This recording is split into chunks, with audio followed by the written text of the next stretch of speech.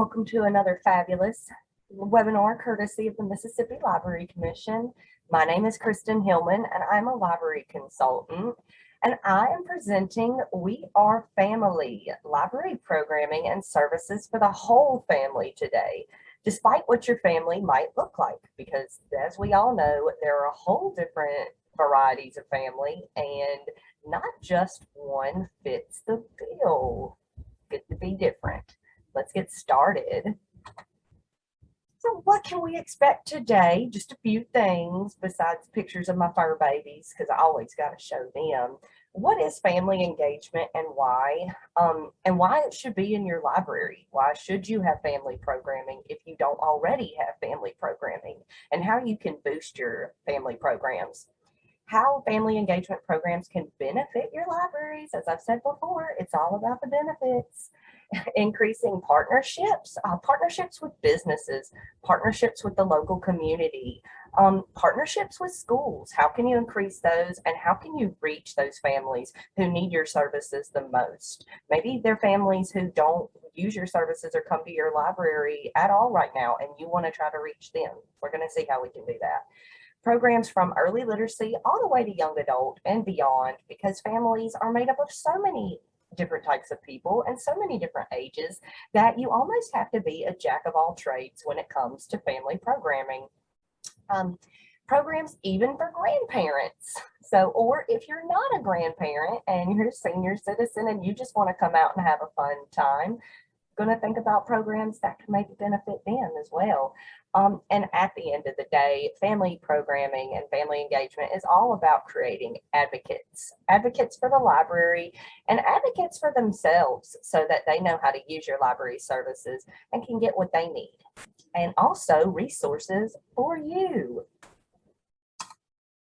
So I want you to take a moment, if you can, and think about what family looks like to you.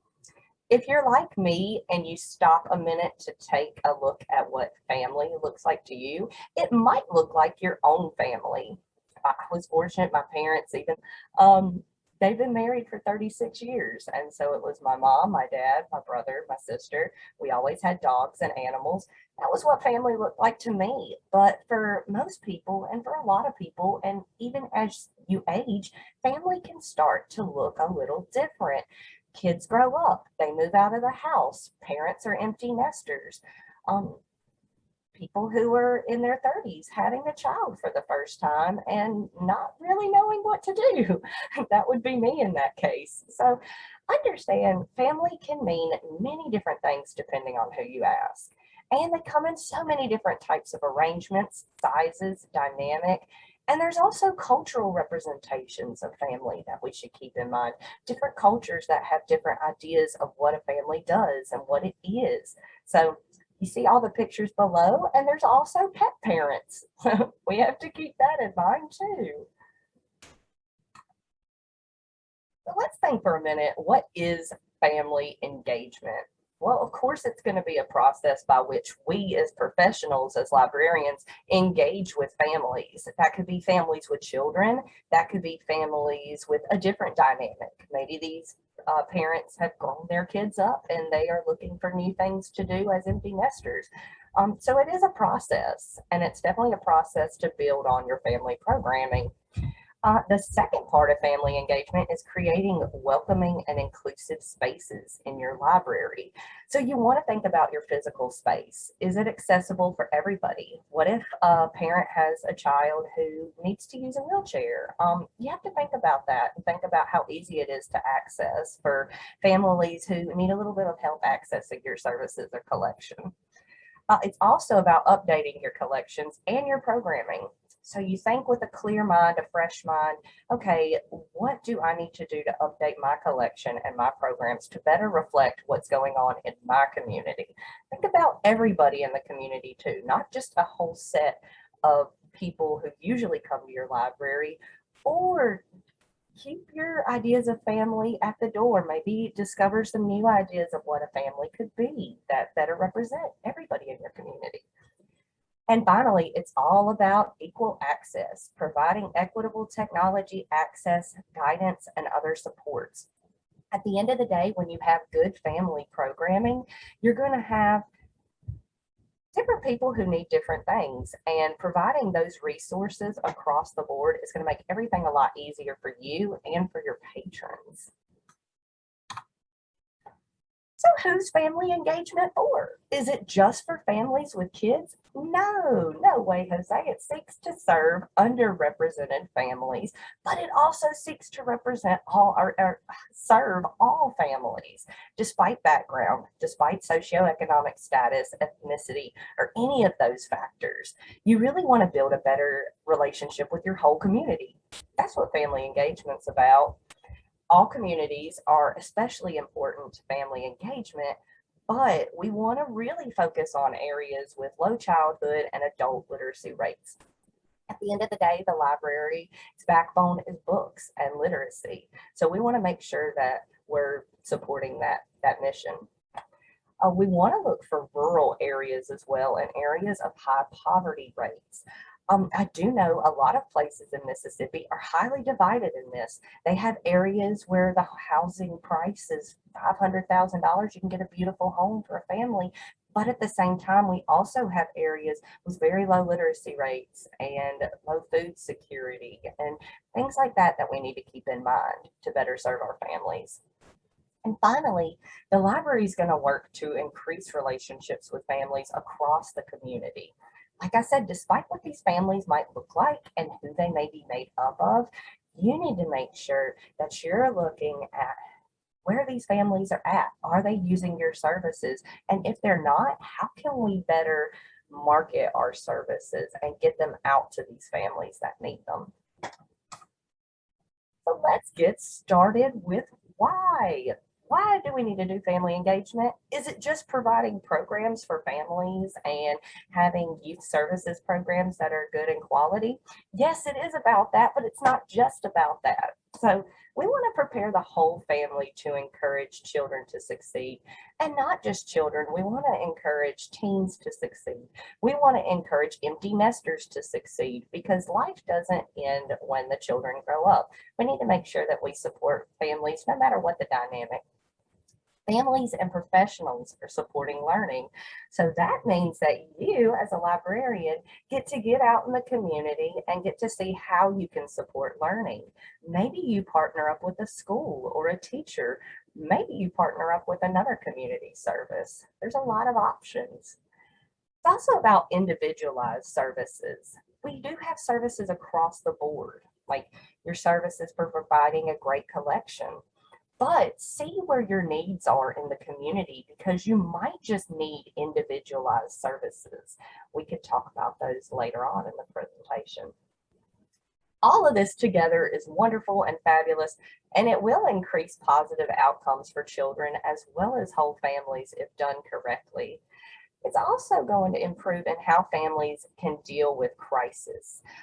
Can they rely on the library for help and assistance or resources whenever their family is in crisis? Let's say one of the parents loses a job and needs some job hunting skills and resources. Well, they know they can come to the library for that. So that's how family engagement will improve and how families deal with those issues. So when you're thinking about building a family engagement program, where do you start? Well, there's 5 R's of family engagement that you can keep in mind to help you build your own programs. They are reach out. I like to count on my fingers. Reach out, raise up, reinforce, relate, and reimagine, the 5 R's. And they all build on each other. The most basic one is going to be reaching out, because that's what you do first. You do some outreach to inform the families about your great programs, or maybe get a little bit more data about these families that are in your community. It's building all up to reimagining the library as a community space for families. The first R we have is reaching out. And we reach out to families, especially those in special circumstances, which means like areas in high poverty, areas with low literacy rates, maybe families whose English is not their first language. So we want to make sure that we support families who are still learning English as well.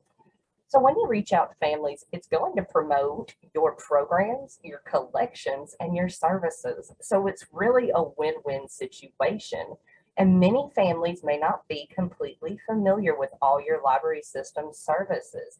Maybe there's a service that you are just trying to get out. Could be Hoopla, could be an ebook platform. That could be really great for some of these families who can't really get out to the library that much. They're working or something else. And they need these ebook services to kind of fill in the gaps. So maybe it's a new service you're trying to promote or an existing service.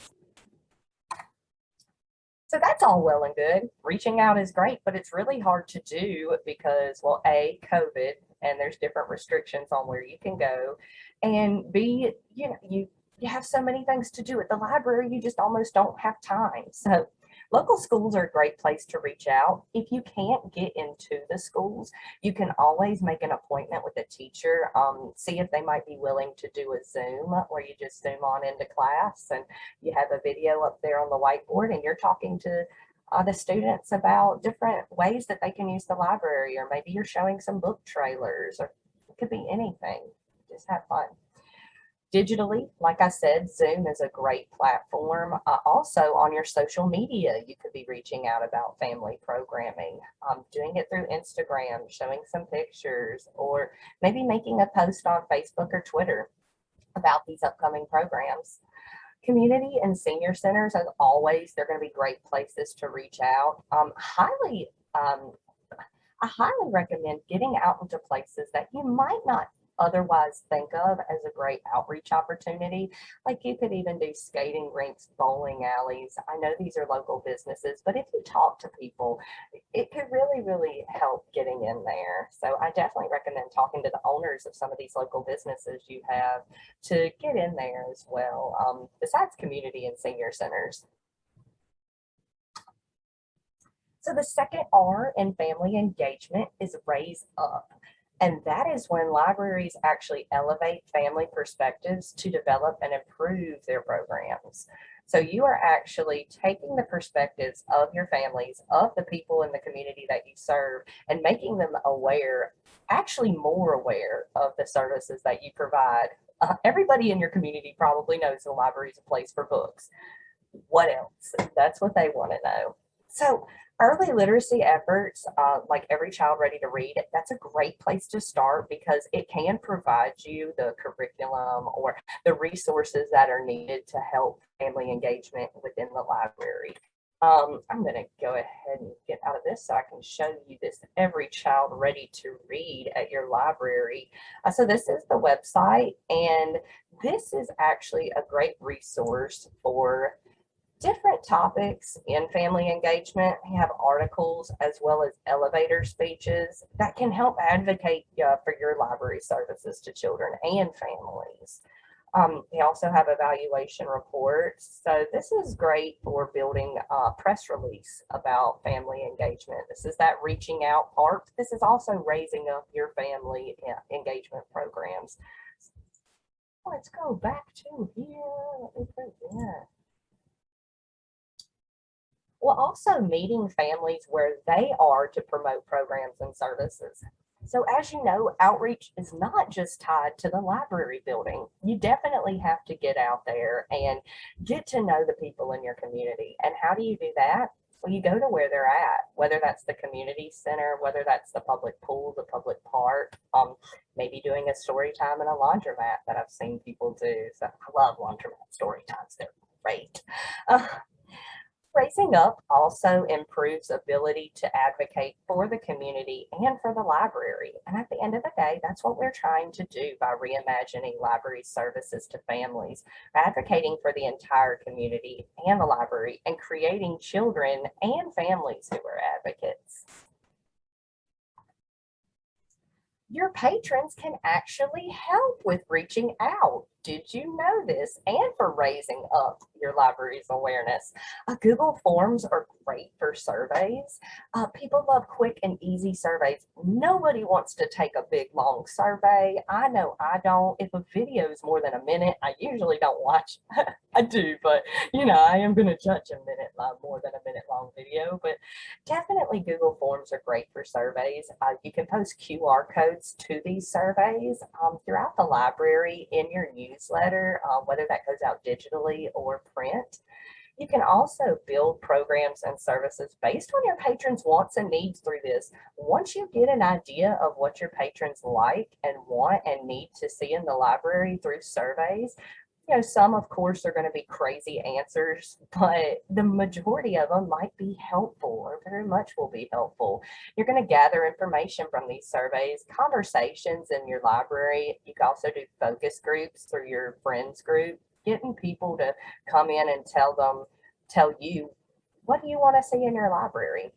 And we'll go over a few ways to do this super easily and super passively later on.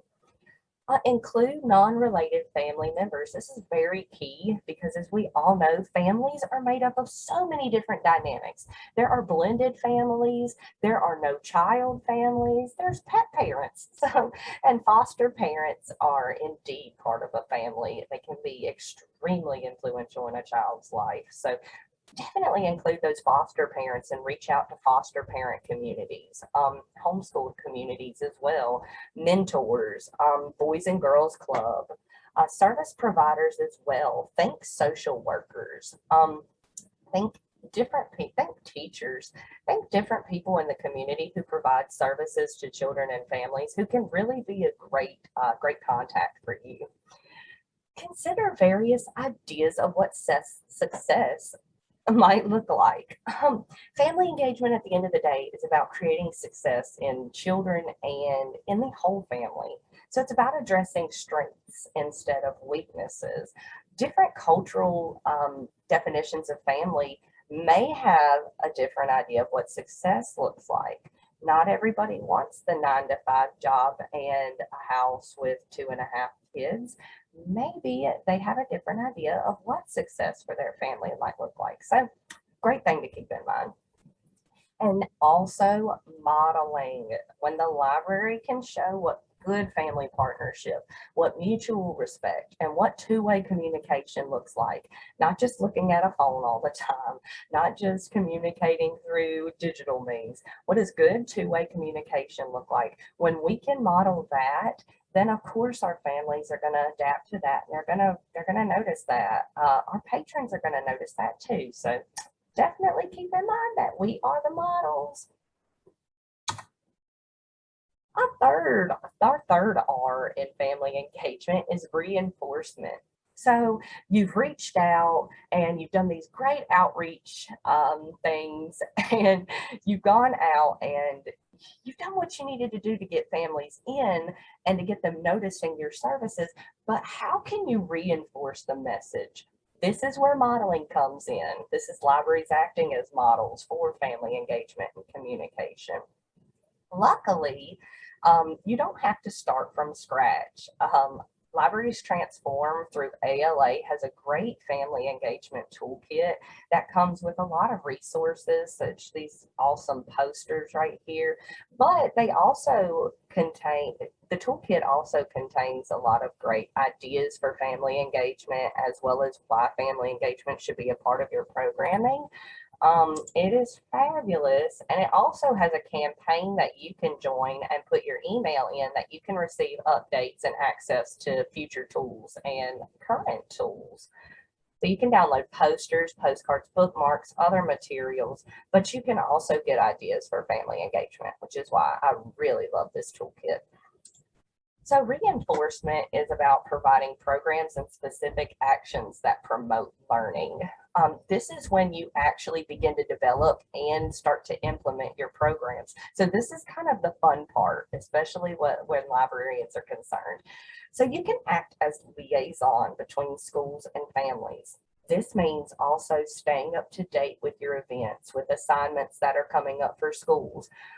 You're acting as that liaison, you're acting as that contact between the library and the community. So Definitely that can be a little challenging, and it is an ongoing process from birth to young adulthood. When you do this and when you do it correctly and you reinforce what you want your family engagement programs to look like, how you communicate, and how you maintain an open relationship and a good two-way relationship with the community. That's really going to make an impact on your patrons, and it's going to create lifelong library supporters and readers. So really, it's not just about talking the talk, but you have to walk the walk with this too. Our next to last R is relating. And when you relate, you are improving that peer-to-peer communication and social networking. This is when the library doesn't just model good communication, it relates it back to the community. It facilitates programs and a search for knowledge. Your patrons are searching for knowledge. They're searching for resources. This relates it back. You relate to your community and you say, hey, you're looking for job search help, we've got it. And they know that. So that's what it's all about. Face-to-face communication is key. Like I said, social media is great, but at the end of the day, you need to get out in your community and make face-to-face appearances. Be present in the library. Don't just be a face at a desk. Definitely get to know your people. Start having conversations. They will be interesting, especially if kids are involved, but they're going to be great, and you're going to get to learn so much more about your patrons and the families you serve. So library through relating, is going to offer opportunities to build relationships. And this is how you do build those relationships. You build them during programs, talking to your people during programs, talking to participants, seeing what they thought about the program, how they're enjoying it, offering your assistance. This can be in person or virtual now that we have these fabulous outlets for virtual programming. These can be done through events. These are events that either the library holds or that you go to. Maybe you have an open house one night and you provide refreshments at back to school open house. Partner with a local business to offer refreshments. That's a great way to build relationship and relate back to the community too. And finally, we got the final phase. Like, I'm a huge nerd, so when the Pokemon evolves, this is its final form. So this is reimagining the library as a community place. And you might, whenever you do become a community center and a place for families to rely on, you might offer sources that might be a little non-traditional. You might offer law help or legal assistance through the advice of an attorney, or you may offer different forms, legal forms that can be obtained through the library. We are definitely not lawyers, so I always make sure to advise my patrons if I'm offering legal assistance. I'm not an attorney at all, but if you do need assistance, this is where you can get it. So definitely make sure you're being clear and correct whenever you provide services like this. Health as well, we're not doctors, but we may offer brochures on mental health or places where they can go locally to get help and assistance with healthcare. If we're serving patrons who are underserved, many of these patrons are not going to have health insurance, and they are going to be looking for resources for where they can go to receive health care and treatment. So that might be a great resource to keep in your library, just to be able to tell people and to tell families where they can go for free or low cost health care. Also, different community resources, events that are free in the community, maybe some resources that would help new families or new people who move into your community. Maybe a center for that would be very, very beneficial. The library, once it's in this reimagined, amazing state, is going to use its community presence to reimagine places of learning, how children become successful, and how to support families and children. That's when the library becomes more than a physical space. We as librarians, we've always known that the library is more than a physical space because it just hits here, it hits in the heart. But our families don't know that yet. Some of them just see us as a collection of old dusty books. That is not true anymore. So we're trying to push the message that the library is a place for them, and it is a place of resources, and we're going to give you the correct help that you need. One way that I have seen other libraries do this are social workers in libraries. Now, there's some in bigger cities have a social worker on staff, but if you're unable to do that, you can always get the assistance of a licensed social worker. Whether that's just having a time for families, having a program where they can come in and work with the social worker, they can get on a schedule in order to see them. That would be a great way to reimagine the library as a space. Definitely, if that's an idea you have, talk with your directors or your supervisors and see, because COVID restrictions and precautions are definitely in place again. And it definitely offers ways the community can give back, such as volunteering. But more than just shelving, it offers teens, families, children, offers them a place where they can volunteer in order to give back, whether they work through a program at the library, whether they volunteer their time to help someone else. Like I said, like the social worker helping out, that would definitely be a way for that social worker, licensed social worker, to give back. So, like I said, how can we collect data passively? Google Forms is a great way to do it, but like reaching out and finding out about your community, you need to go where the people are. So we need to reach out. We need to think of programs that are in non-traditional or off-site locations. They are not going to come to you. At first, you're going to have to go to them. So think of maybe some off-site locations that you could host a story time for families, maybe a bilingual story time, or maybe just a place where you hang out and you give free resources about the library. If you sign people up for library cards, it's really up to you. Good places to do this are laundromats, community, my laundromats. I love a laundromat story time. Community centers, schools, parks, little free libraries, having a little event at your local little free library, setting up a table, offering pieces of candy. It could really be anything like that. I think that's wonderful. Bookmobiles. And as we see, more bookmobiles are beginning to be outreach mobiles where you go into the far reaches of your system. That's a great way to reach out. Excellent way.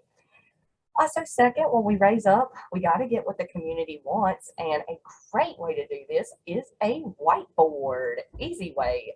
Collection development based on families' interest. You can ask them, as they've done here, which book best captures your identity or culture. And the patrons were able to write which one they thought captured their identity the best. And this could give you some great ideas for ordering or developing your collection to better reflect your community. Of course, you're going to get some weird drawings or some weird answers, but just erase them as a whiteboard.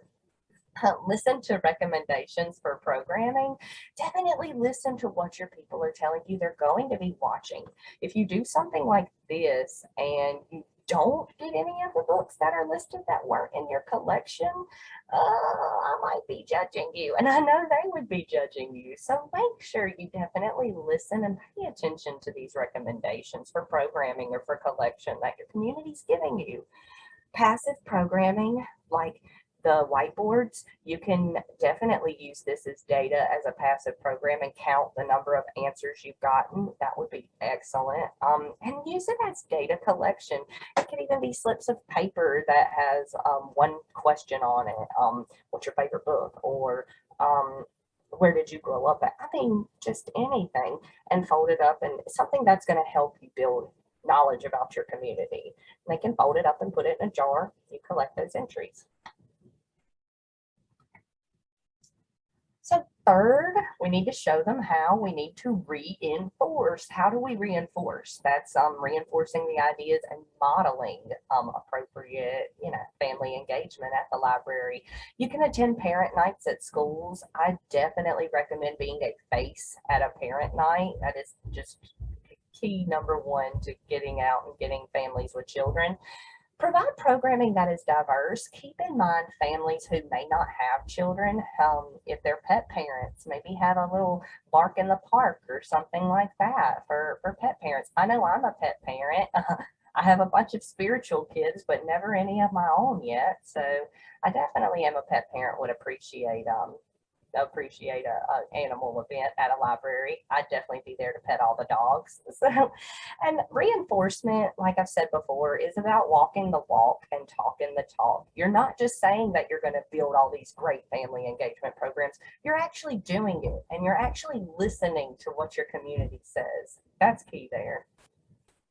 4, you got to relate. So we're going to show them you care. How can we do that? How can we relate back to what the community wants? Well, you can listen to them. And if your community says they like coffee, you could do a library cafe where you invite people for coffee, maybe some light refreshments, conversation. You could have some conversation ideas out. I mean, have some coloring sheets, make it a thing. Connecting to dads is key. I actually have a few friends who are single fathers and have been now for years. And I think whenever you realize how single fathers feel so left out right now, it kind of opens your eyes. So connecting to dads is important. Maybe have a dads and donuts morning. I mean, dads love donuts, so I know I do. And I think it would be great to show appreciation for our fathers out there who are helping to raise kids, or even our pet dads. So provide an array of volunteer opportunities. Like I've said, not just shelving books or cleaning, definitely having, like, use people's skills. If you have a tax preparer or an attorney or a social worker who's licensed and wants to give their time back to the library, I mean, what a gift is that? That's amazing. That can really help the community out with something that's so simple. And then finally, as we said, reimagining, the library's imagined as a community space. Well, how in the world can we do that? What are some programs that show we've been reimagined and we're at that final spot? You can partner with health services and healthcare workers. Like I've said, that's going back to relating. If you have people in your community who want to do that, teaming up with schools to host events. I know at Pearl, we had a yearly event in March that was the youth art reception for the city of Pearl, and schools, all the Pearl schools, K through 12 art department would display this beautiful art around the whole entire library. We had the kids art in the children's section, the teen art was out in the teen section and everywhere else, and we had it in our meeting rooms, and it was just a chance for all the parents and all the teachers and all the students who were in that art departments to get together and see this gorgeous art. We would always get refreshments and decorate. So it was a community event. It was wonderful. And we had started that at Pearl before I got there. It was when I arrived there, it was in its 10th year. And, that's just incredible that an event can last that long and just be a great place for the community to come together. And we all knew about it. We all knew when it was coming. We thought that cake. And then finally, families know they can rely on the library for community resources. If a new family moves in, or they're looking for resources on affordable health care, that's something that you can provide, most definitely. Definitely keep in mind to make sure that your patrons know that you're not attorneys or doctors, but definitely provide the resources that you can within reason. And offering space and resources for family engagement experiences, we'll definitely see how we can do that, how we can offer space for kids, for teens and adults, because adults need to talk away from kids sometimes too. When you offer a good inclusive space, it's going to allow for individual learning. That's going to be from babies all the way through adults. Parent to child interaction, there definitely needs to be a place for that, whether that's a place for play, for parents to play with their children or interact with them in a fun way, in a way that's going to build their relationship.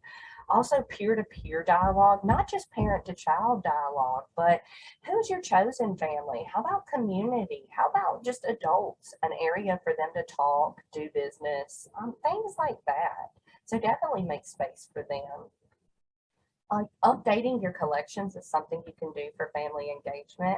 Honor families' culture, most definitely. Different families have different cultural expectations and different cultural dynamics. So definitely make sure you're finding out about that, respecting it. Like some cultures definitely do not think that it's don't want to shake hands, that's okay. That is a part of their culture and you have to respect that. Developmentally appropriate toys and story kits. MLC has sensory story kits available for checkout through the Talking Books department.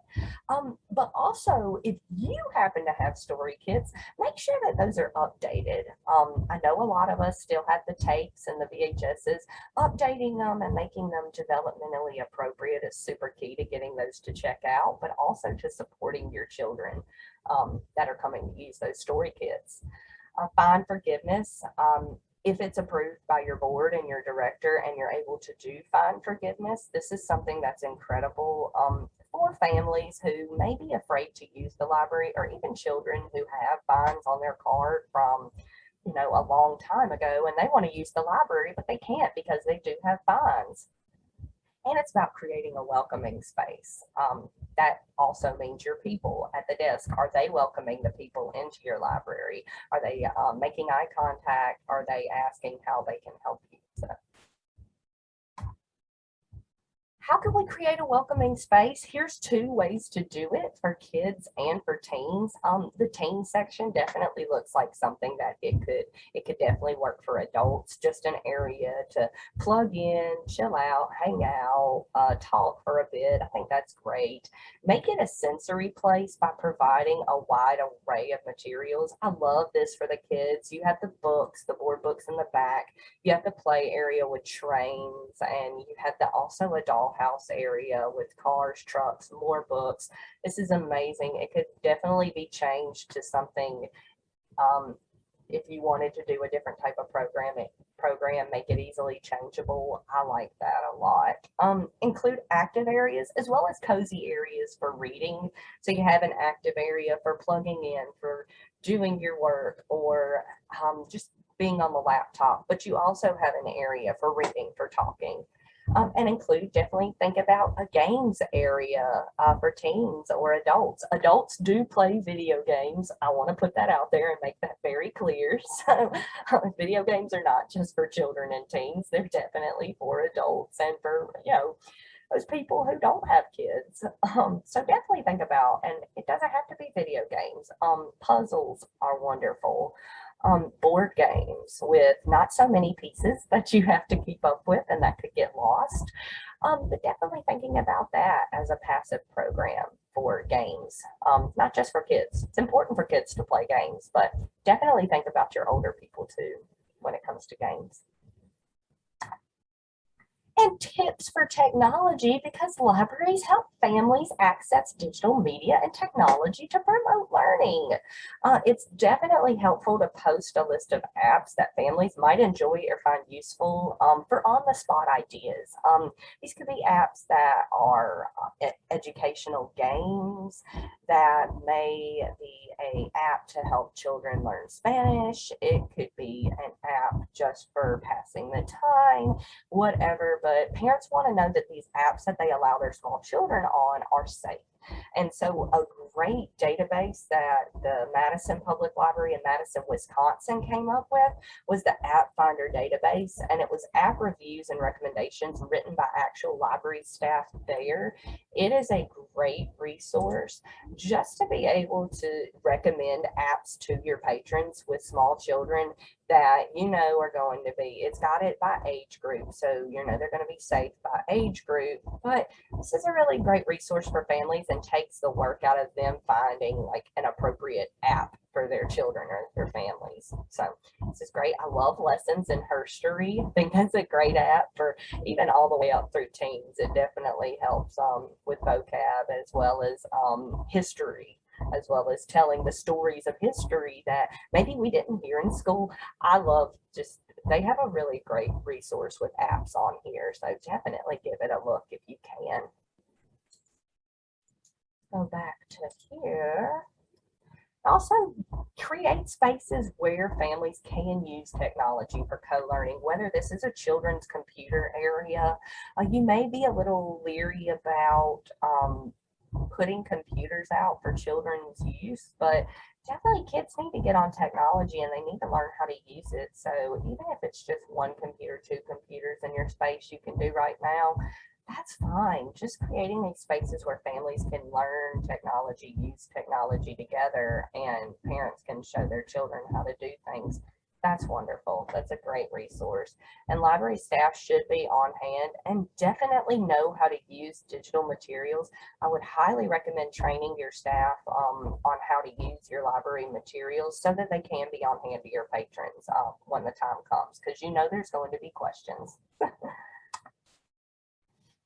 Now, I know that we probably knew this statistic, but a significant portion of the US population, that's approximately 30 million, are illiterate. The state of Mississippi, as you guessed it, as rated by the National Assessment of Educational Progress, is ranked as number 50 in the United States when it comes to basic literacy.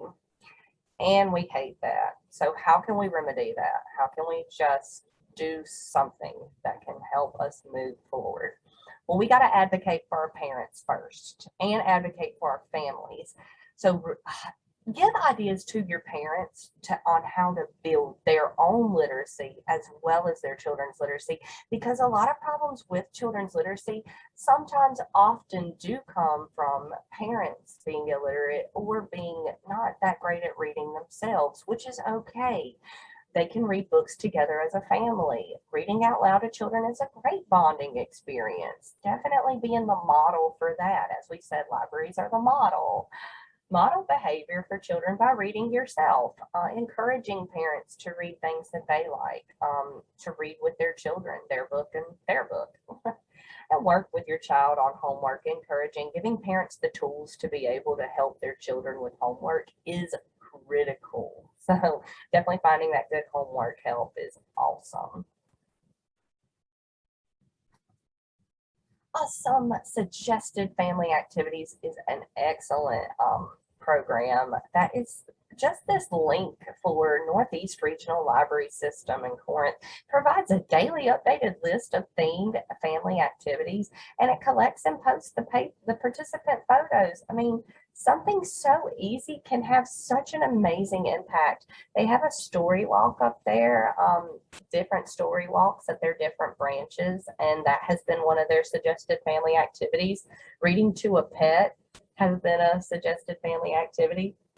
And oftentimes they'll make take and make crafts, and you can post the videos on how to make your take and make crafts and put them on social media or put them on your website. It's great. It's excellent communication that even if we can't get face to face, hey, at least we're doing something. So I think this is great. They have amazing resources, and it's all clean looking. It's all here. You can go back to 2020. You can go to the photo gallery here, and they are all categorized, organized by date. And they really give great details on some ideas for family programming. Northeast Regional Library really did a great job on this. Oops, let me go back. And the pictures are just so cute. So teens are that hard group to get. But teens and their caregivers, they need a welcoming space to work, play, interact. Like I said, games area, not just for teens. I definitely play video games with my brother, so that would be a great idea for our parents and teens to bond over some retro video games that the teens might not be aware of, but I bet you those young parents are. Or teens as tech teachers for seniors or younger children. What if the younger kids have an assignment that they need help on, and that teen had that assignment a few years ago and can offer some awesome help on to those younger kids? That would be great. Or if a senior comes in and needs help working their iPad, maybe it would be a great idea to have a teen volunteer who can help people with technology. Passive programs. I love passive post-it programs. You can do post-it art or prompts written on a whiteboard, or if you have a good window, making a shape out of post-it notes with like a response written on each note is absolutely awesome. Like one time I did, I wish I had pictures of this too. We did what's your favorite video game, and we made like little things from Mario, like the little flower. We did Toad. We did Mario and Luigi out of Post-it notes and kind of like put it all together with the responses we got. So something like that is fun. Dedicated area for teens to talk and hang out with laptops, phone charging stations. You know that's going to be popular. So, and also I want you to think about take and make DIY for teens, not just for kids, because sometimes the take and makes are awesome, and of course your teens and adults are going to pick them up, but they might be a little too easy for the adults if they're meant for kids.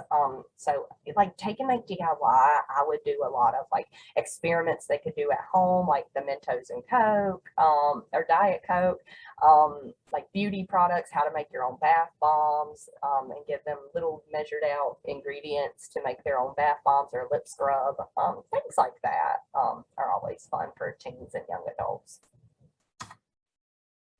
Outreach as well. Outreach is super important. Reaching out is the backbone of building your good family engagement. So create an outreach plan that focuses on people. It's not just tied to a building. We'll think about medical centers, free clinics, local health department, to get and to pass out important information about your library, housing authorities as well, maybe even having a storytime program. At the get together and talk with the people who are in charge of the housing authority. But definitely that's where service is needed most. Laundromats, third time mentioning laundromats. Wind job centers and WIC facilities, great places to have information as well as get information. And parks, story time again, having outdoor programs, maybe very, very popular soon with the fall coming and with rising Delta variant numbers. So definitely important to think about your outdoor programs. Providing enrichment materials at these places. I'm talking books, even if you have a bin of books, take and leave one or don't leave one, you know, coloring pages, activity ideas at these places, take and make crafts. That really brings the library to those who need it most and to those who cannot get to your library but still would love service. And finally, know your community. Obtain a current breakdown of demographic data, because what about the people you don't know? Make a copy of this for your own records. Maybe you get this from the city clerk's office, but definitely see if they have an up-to-date information on the demographics in your area. You can also find this online, and you can find it through the Census Bureau. I know that they are getting those census numbers more out and together for 2020, so definitely keeping an eye out on that is awesome. Attending cultural events that your library may not have been present at before. There's a great one, the Choctaw Indian Fair in Neshoba County, Mississippi, happens in July. That's an excellent event and great place for a library to go to if you were near Neshoba or Philadelphia. Library's a central presence across all cultures. Really, all cultures, they know about the library and they know what it does, but they just need to know what all services are provided, and they want to know that you care about them. So if you're not in their community, why in the world would they be in yours? So need to keep that in mind most definitely. Attending city council board meetings, staying up to date, staying current on all those events and issues, and also kind of rethink your programming in a cultural way. Maybe you invite a storyteller or an artisan that's from a different culture, that's a native speaker of that culture's language. I mean, or as an artist. How awesome, how valuable would that be? And finally, MLC also has resources to help you. We do have family coding programs for a family robotics night, a Little Bits kit, Lego Mindstorms, with mixes Legos and coding, a Makey Makey, where you can make musical instruments and anything like a mouse out of just random objects. You can play drums on a banana. I mean, how cool is that? 3D printer and doodlers. Now you will have to get training before checking out the 3D printer, but that is available to check out for your library for a program. A robot reading rally kit, as well as STEM story time kits. Great STEM programs there, y'all. Adventures in photography as well. A photography kit comes with 5 cameras and resources, so a library can check that out. And you could actually like assign your families to just take the cameras around the library, or maybe take pictures if they are willing to of your different families that are at your library. Just make sure you get permission before taking anybody's picture or posting it. But I think that would be wonderful. Put on a family puppet show. We got puppet kits and accompanying books. Definitely makes for a great family night program, or a great virtual program is a puppet show, as we can't get to good big in-person programs anymore. You may want to film a puppet show, or have a family game night. Once we can all get together once again, borrow up to 3 board games at a time. These also make great passive programs you can keep at your library. Just make sure to keep up with the pieces. All of our resources that are available for our libraries to browse and borrow. You click the link in our video description to see all that's available. There is so much more than what I just listed. And for questions or checkout, contact Charlie Simpkins, our digital consultant here at the Library Commission. And thank you so much for listening to We Are Family. I hope you learned a good deal about family engagement and all the fabulous programs that you can be doing, or that you're already doing at your libraries. Just keep building on it and keep providing great resources to our families and our people who really need them. If you have any questions, need help, or just want to chat about some programs, I am available to talk. I'm Kristen Hillman again. My contact information is right here. And the credits for this amazing slideshow, this template with all these cute families, goes to SlidesGo. Bye, everybody. Thank you so much.